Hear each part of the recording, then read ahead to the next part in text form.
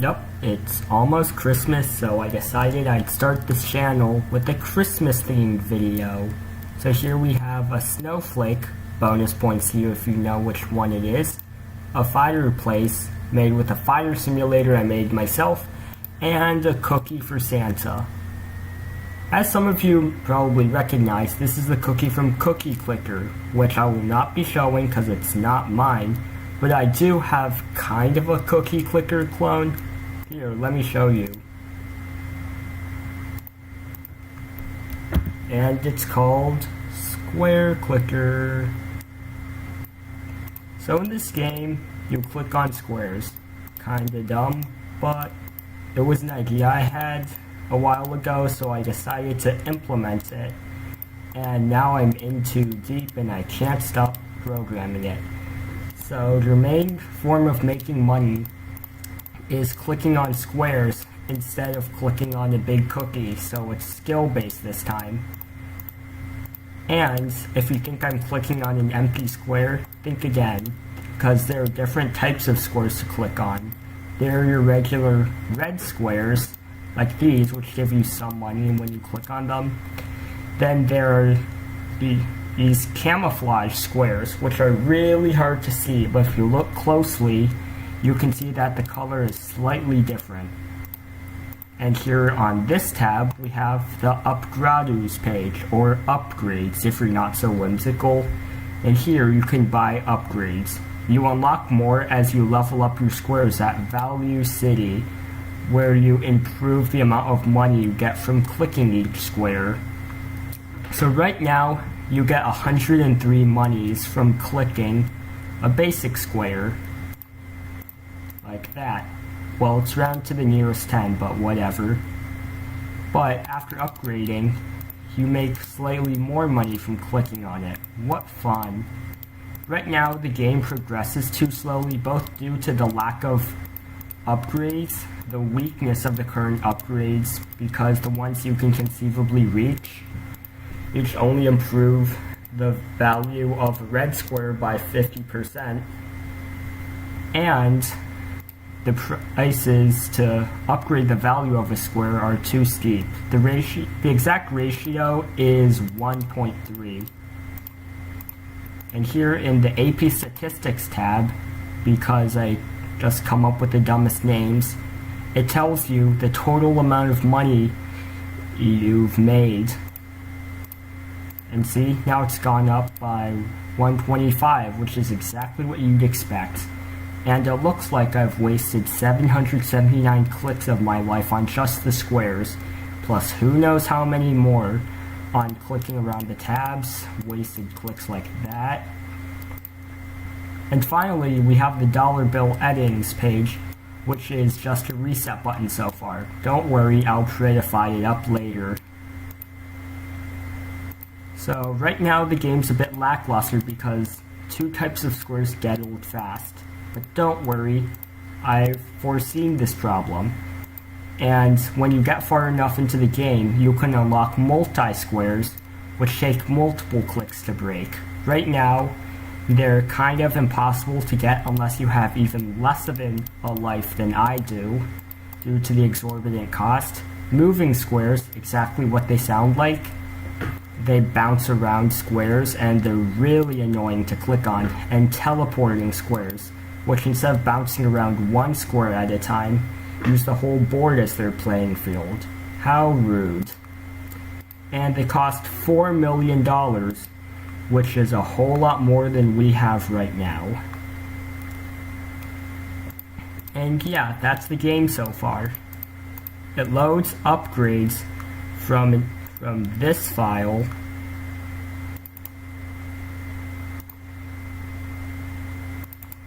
And you see the backup of the upgrades file there?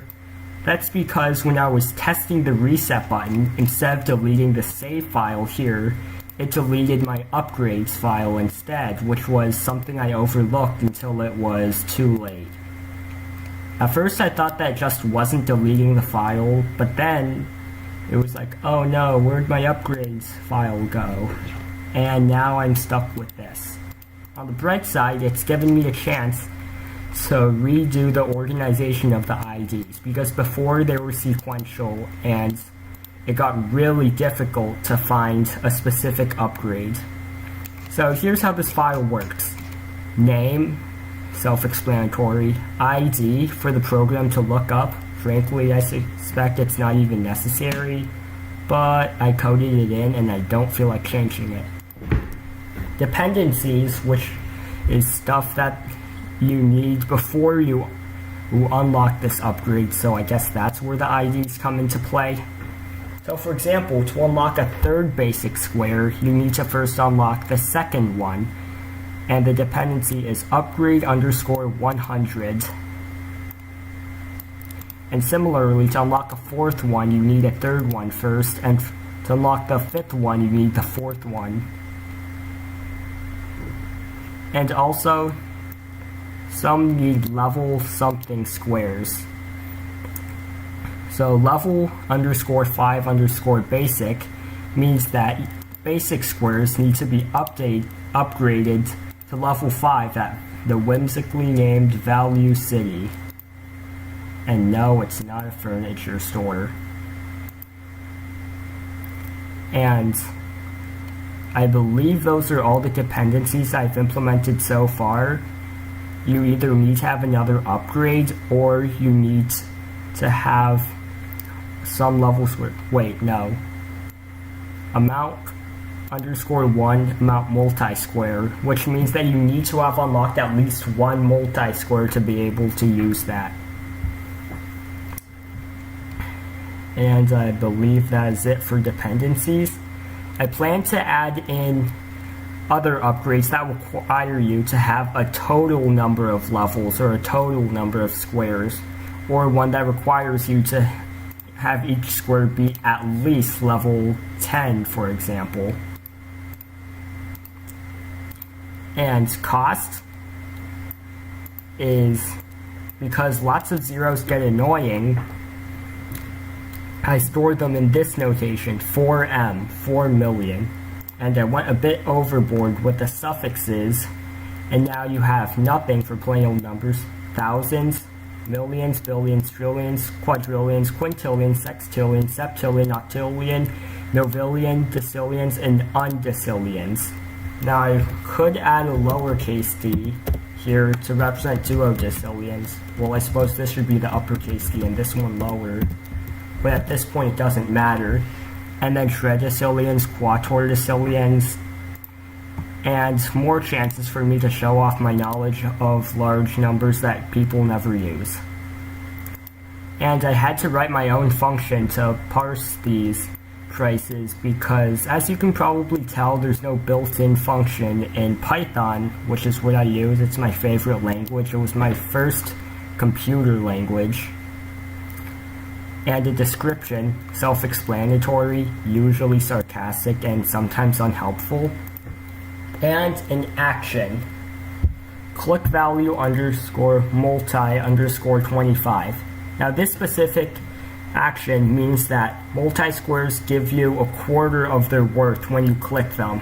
Now, I don't know if I've said this already, but multi-squares take 5 clicks to kill at first. After a few upgrades, that goes to 4. For those of you who knows that weird skip without me scrolling smoothly like this, that was because the outside world made some annoying noise. Stupid outside world, be quiet. Anyway, other actions include unlock, which is exactly what it sounds like. It adds another of some type of square, in this case basic, to the field. And another is a value upgrade, which multiplies the amount of money you get from some specific type of square by some number. In this case, it's 1.5. And here it just doubles the value. And another one, specifically for multi-squares, makes them weaker, so it takes one less click to break them. And that is all of them. I plan to add some upgrades that will slow down moving and teleporting squares to make them easier to click. And that is all for Square Clicker. It is still in the developmental phases, and it is definitely not a particularly fun game to play right now. And to see what a clean game looks like, hold the reset button for 3 seconds and you see that you start with one basic square, no camouflage squares hidden in any of these, which gives you 1 money upon clicking. Sorry for that jump. The outside world, it seems to be insistent on preventing me from recording this video properly. And that is it for Square Clicker, my lame cookie clicker kinda clone, as I like to call it. And here we have the Koch snowflake. It's a fractal, and I've only drawn the first 3 iterations of it.